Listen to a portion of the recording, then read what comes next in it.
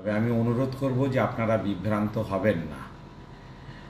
Brigade সমাবেশ ইনশাল্লাহ ২৬ তারিখেই হবে এবং কলকাতার ব্রিগেডেই হবে।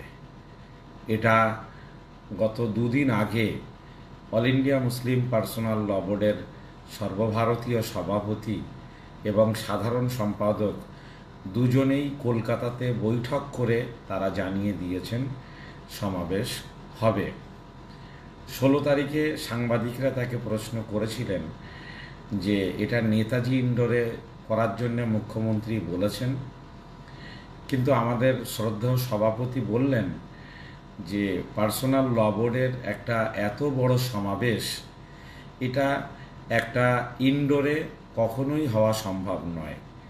এটা আউটডোরে খোলা আকাশের নিচে আমরা করব এবং সেখান থেকে আমরা মোদি সরকারের বিরুদ্ধে বলিষ্ঠ বার্তা দিতে চাই। ফলে এটা ব্রিগেডেই হবে, শান্তিপূর্ণ হবে। আপনারা বেশ কিছুদিন ধরে দেখছেন যে গোটা দেশ জুড়ে আন্দোলন চলছে, সব আন্দোলনই শান্তিপূর্ণ হচ্ছে।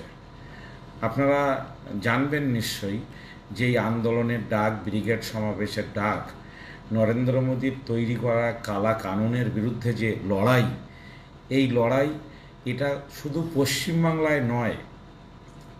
আজকে ফেসবুকের পেজে গিয়ে দেখুন যে হায়দ্রাবাদে মহা সমাবেশ হচ্ছে, ব্যাঙ্গালোরে সমাবেশ হয়েছে, ঐতিহাসিক সমাবেশ, মুম্বাইতে সমাবেশ হয়েছে, দেশ জুড়ে হচ্ছে। গত ৫ April All India Muslim Personal Law Board আমাদের মতো সদস্যদেরকে চিঠি দিয়ে জানা, যারা সদস্য তারা নিশ্চয়ই সবাই, যারা সদস্য বলে দাবি করছেন তারা নিশ্চয়ই এ চিঠি, এ নোটিফিকেশান পেয়েছেন। নয়াদিল্লি থেকে পাঠানো হয়েছে অল ইন্ডিয়া মুসলিম পার্সোনাল ল বোর্ডের লেটার হেডে। সেখানে বলা হয়েছে যে all India Muslim Personal Law board দেশ জুড়ে আন্দোলনে নামবে এবং এই আন্দোলন দেশ জুড়ে সর্বত্র হবে একই সঙ্গে। কি আন্দোলন? সেই আন্দোলনের একটা পার্ট হচ্ছে যে বড় বড় সমাবেশ করা হবে। কোথায় কোথায়? দিল্লি, মুম্বাই, আমি ল বোর্ডের নোটিফিকেশান পড়ে আপনাদের শোনাচ্ছি। দিল্লি, মুম্বাই, কলকাতা, হায়দ্রাবাদ, বেঙ্গালুরু, চেন্নাই, বিজয়ওয়াড়া, মালাপ্পুরম, পাটনা, রাঁচি, মালেরকোটলা ও লখনউতে বড় আকারের প্রতিবাদ সমাবেশ কর্মসূচি আয়োজন করা হবে। এটি ল বোর্ডের ঘোষিত কর্মসূচি। ৫ এপ্রিল এই নোটিফিকেশন প্রকাশের পরে ১০ এপ্রিল ল বোর্ডের যিনি সর্বভারতীয় স্পোক পারসন, তিনি কলকাতাতে এসে ল বোর্ডের মেম্বারদের ডেকেছিলেন।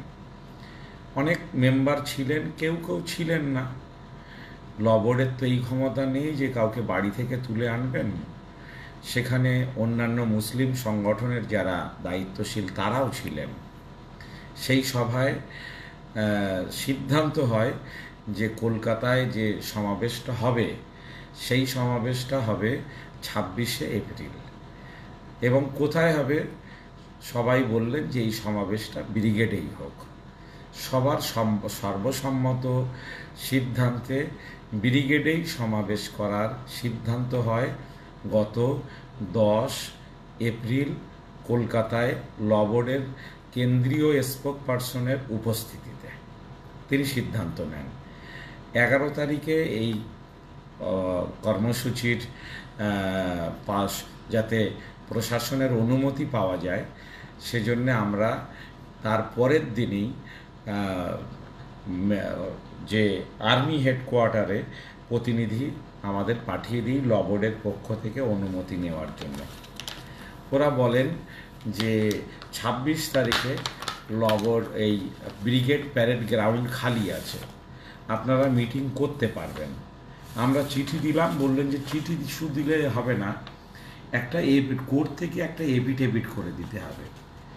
আমাদের একটা ফরম্যাট আর্মি হেডকোয়ার্টার থেকে দিয়ে দিলেন।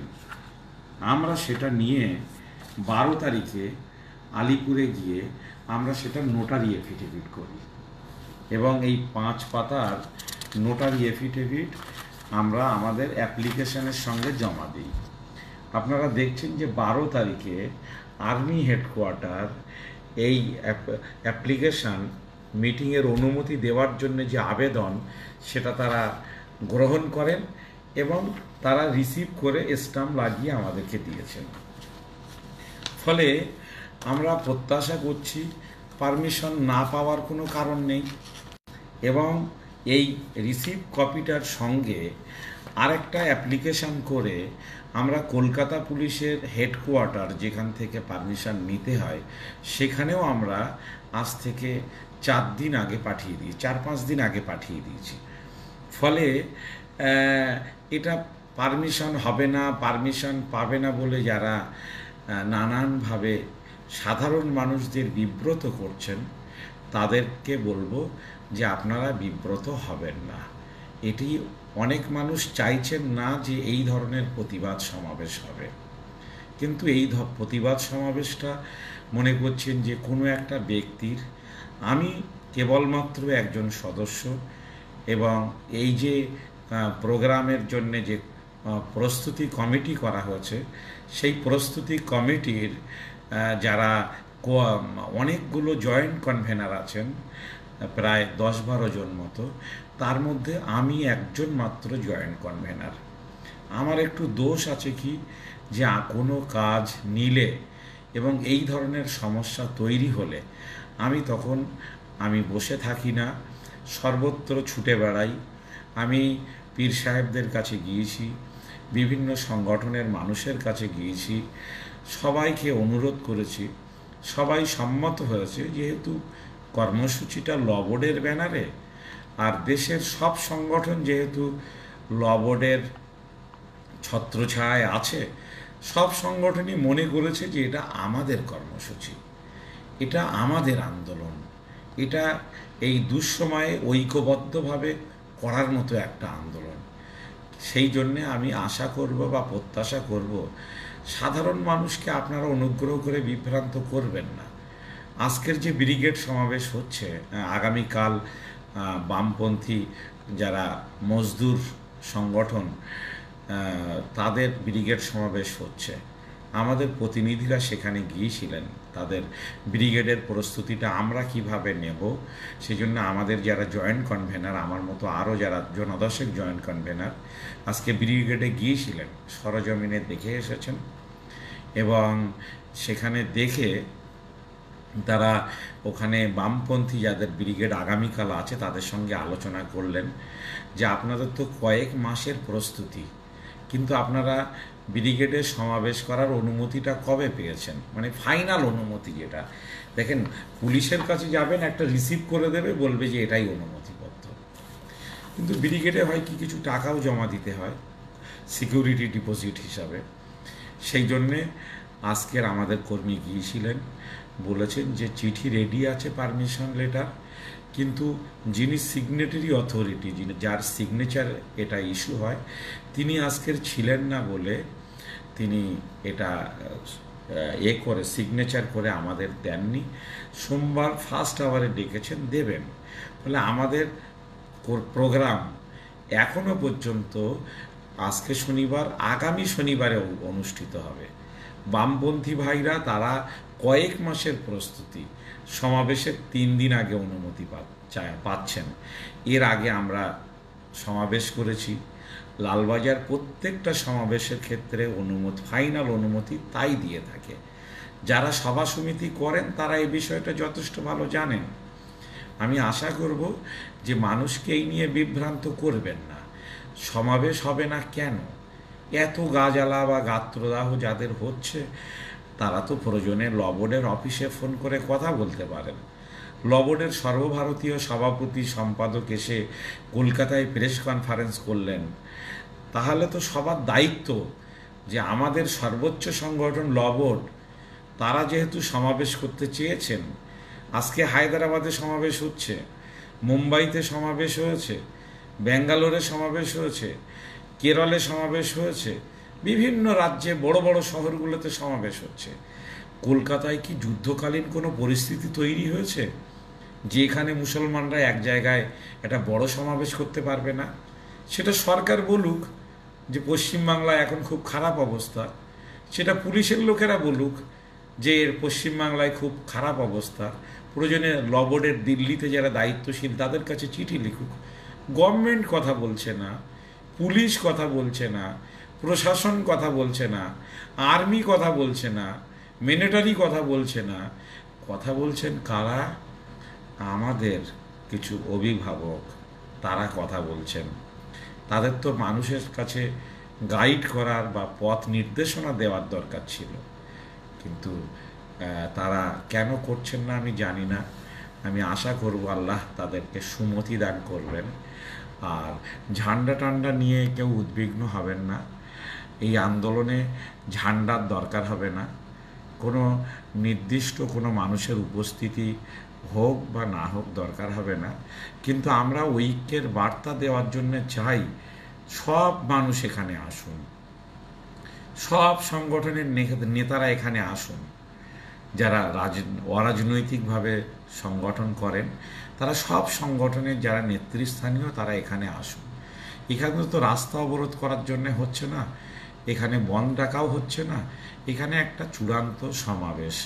আপনারা জানেন যে মহামান্য সর্বোচ্চ আদালত আজকে সেই কথাগুলো বলছে যে কথাগুলো এই কালা কানুন, এই বিল পার্লামেন্টে পাশ হওয়ার পরে যেদিন থেকে আমাদের all India Muslim Personal Law board, বিভিন্ন মুসলিম সংগঠন, বিভিন্ন মানবাধিকার সংগঠন, হিন্দু ভাইদেরও বিভিন্ন সংগঠন, বিভিন্ন রাজনৈতিক নেতৃত্ব যে কথা বলেছেন সেই কথাগুলোই কিন্তু আজকের সর্বোচ্চ আদালত বলছে। যদি আমরা নীরব থাকতাম, যদি আজকের এই আন্দোলনের পরিস্থিতি তৈরি না হতো দেশ জুড়ে, তাহলে আদালত এ কথা বলতো কিনা আমি অল্প শিক্ষিত মানুষ, আমি বলতে পারবো না। কিন্তু আপনারা জানেন অযোধ্যার বাবরি মসজিদের জায়গা নিয়ে সবটাই মুসলমানদের পক্ষে ছিল, কিন্তু শেষ চূড়ান্ত রায়টা শুধু বাবরি মসজিদের পক্ষে ছিল না, সেটা রাম মন্দিরের পক্ষে ছিল। তাই দেশ জুড়ে আওয়াজ তুলবেন না কেন? যখন কাউকে বেআইনিভাবে অ্যারেস্ট করা হয় তখন আপনারা তো যান কোর্টের বাইরে গিয়ে বিক্ষোভ দেখাতে, তখন তো ওখানে বলেন না যে কোর্টের সিদ্ধান্ত চূড়ান্ত, ফলে কোর্টের বাইরে বিক্ষোভ দেখানো যাবে না। কেন করেন? এগুলো হচ্ছে ভারতবর্ষের একটা গণতান্ত্রিক নিয়ম। সরকারের নির্বাচিত সরকারের বিরুদ্ধে চোখে চোখ রেখে কথা বলার অধিকার আমার সংবিধান আমাকে দিয়েছে। আমার যে দেশের আইনের বিরুদ্ধে কথা বলার অধিকার দেশের সরকার, দেশের সংবিধান আমাকে দিয়েছে। সরকারের কোনো অধিকার আছে যে আমি কোন বিষয়ে কথা বলবো আর কোন বিষয়ে কথা বলবো না এটা নির্ধারণ করবেন? আজকের কেন বলবেন যে আন্দোলন দিল্লিতে গিয়ে করতে হবে? হায়দ্রাবাদে আন্দোলন হচ্ছে না, কর্ণাটকে আন্দোলন হচ্ছে না, কেরলে আন্দোলন হচ্ছে না, মুম্বাইতে আন্দোলন হচ্ছে না, আর দেখুন যে প্রত্যেক দিন বিভিন্ন রাজ্যে বড় বড় সমাবেশ আছে। তাহলে কলকাতায় কি এতই খারাপ পরিস্থিতি যে মুসলমানরা এক জায়গা হয়ে একটা শান্তিপূর্ণ সমাবেশ করতে পারবে না? নিশ্চয়ই পারবে। আপনারা অস্থির হবেন না। আমি জানি আমার দরিদ্র ভাইরা তারা চাঁদা তুলে সর্বস্ব দিয়ে বিভিন্ন ব্লক থেকে কোথাও 50, কোথাও 60, কোথাও 70, কোথাও 100 পর্যন্ত গাড়ি ভাড়া করেছেন। তারা অত্যন্ত উদ্বেগের মধ্যে আছেন, কষ্টের মধ্যে আছেন। আমি তাদের উদ্বিগ্ন হতে নিষেধ করব। আমি অনুরোধ করব যে আল্লাহর উপরে ভরসা রাখুন। এই আন্দোলন কোনো নেতা তৈরি করার আন্দোলন নয়। এই আন্দোলন কারো কাছে নিজের অস্তিত্বকে জাহির করার আন্দোলন নয়। এই আন্দোলন হলে কারো অস্তিত্ব বা কারো ক্ষমতা কমে যাবে এরকমটা ভাবার কোনো বিষয় নয়। এই আন্দোলন আল্লাহর ঘর, মসজিদ, মাদ্রাসা, কবরস্থান, ঈদগাহ এগুলো সুরক্ষিত যাতে করা যায়, রাখা যায়, তার জন্যে আন্দোলন। আপনারা দেখছেন তো প্রত্যেক দিন সোশ্যাল মিডিয়ায় দেখছেন হরিয়ানায় একদিন কয়েক ঘন্টার মধ্যে বড় বড় মসজিদগুলোকে বুলডোজার দিয়ে চুরমার করে দেওয়া হচ্ছে। আপনাদের কলিজায় ব্যথা লাগে না। আমার কলিজায় ব্যথা লাগে বলেই তো আমি বেশি ছুটি। আর যাদের কলিজায় ব্যথা লাগে তারা সবাই গাড়ির পয়সা খরচ করে গাড়ি ভাড়া করে বসে আছে যে ব্রিগেডে গিয়ে অন্তত একটা প্রতিবাদ করব। আর আমাদের লবোর্ডের সর্বোচ্চ নেতৃত্ব কিভাবে কথা বলতে বলবেন, কিভাবে আন্দোলন করছেন, পার্লামেন্টে কি আপিল করেছেন, ভারতবাসীর এই দুঃসময়ে কি করণীয়, এটা তারা বলবেন, তাদের কাছে আমরা শুনব। আমি অল ইন্ডিয়া মুসলিম পার্সোনাল ল বোর্ডের সর্বোচ্চ নেতৃত্বের কাছে আবেদন করেছি। তারা প্রেস কনফারেন্স কলকাতাতে এসে করেছেন এবং একদিন আগে, সমাবেশের একদিন আগে আসবেন বলে আমাকে কথাও দিয়ে গিয়েছেন। ফলে আপনারা হতাশ হবেন না। মোমেন হতাশ হলে চলবে না। সুবিধাবাদীরা হতাশ হতে পারে, কিন্তু মোমেন হতাশ হবে কেন? আমরা তো আল্লাহর উপরে ভরসা রাখবো, হতাশ হবেন না। ইনশাল্লাহ সময় 26শে এপ্রিলই সমাবেশ হবে এবং ব্রিগেড প্যারেড গ্রাউন্ডেই সমাবেশ হবে। আপনারা ভরসা রাখুন আল্লাহর উপরে, আর আমাদের প্রতি একটু দোয়া করুন আমাদের জন্যে। আমরা সারা জীবন আপসহীন লড়াই করেছি, এই আপসহীন লড়াইতেই যেন আল্লাহ আমাদেরকে রাখেন। আমি আশা করব যে 26শে এপ্রিল ব্রিগেডেই দেখা হবে। আজকের আমরা কলকাতায় প্রস্তুতি মিটিং করেছি, কিভাবে আপনারা আসবেন, কিভাবে কোথায় গাড়ি রাখবেন, কোথায় এমনকি টয়লেট বাথরুমের ব্যবস্থা থেকে শুরু করে সব করেছি। হয়তো সবার তৃষ্ণাও মেটাতে পারবো না, আপনারা বোতলে করে পানি আনবেন, সম্ভব হলে ছাতা আনবেন, নামাজের পাটি আনবেন, এগুলো সব আপনারা সাথে করে নিয়ে আসবেন। ধর্মপ্রাণ মানুষ আমরা সবাই। আমরা আশা করব যে পশ্চিমবাংলায় আমাদের যে ধর্মনিরপেক্ষতার পীঠস্থান এবং এখনো পর্যন্ত যে দল ক্ষমতায় আছে তাদের তো আমরা ধর্মনিরপেক্ষ দল হিসাবেই মনে করি। আমাদের মাননীয় মুখ্যমন্ত্রী তো সেটা অন্তত রাখবেন। এবং পশ্চিমবাংলায় আপনারা জানেন যে 26 তারিখে আমাদের সমাবেশ। আমাদের মাননীয় মুখ্যমন্ত্রী 29 তারিখে দীঘাতে যে কয়েকশো কোটি টাকা খরচ করে জগন্নাথ মন্দির করেছেন সেটাও উদ্বোধন করতে যাবেন। ফলে পশ্চিমবাংলায় এখন শান্তিপূর্ণ পরিবেশ থাকবে, কোনো অশান্তি হবে না। পুলিশ প্রশাসনের একটু সহযোগিতা আমরা চাইছি, আশা করি সব ধরনের সহযোগিতা পাব। পুলিশ প্রশাসন পুলিশের সর্বোচ্চ যারা দায়িত্বশীল তাদের সঙ্গেও আমার কথা হয়েছে, আমি বলেছি প্রোগ্রাম হবে। ধন্যবাদ, সবাই ভালো থাকুন।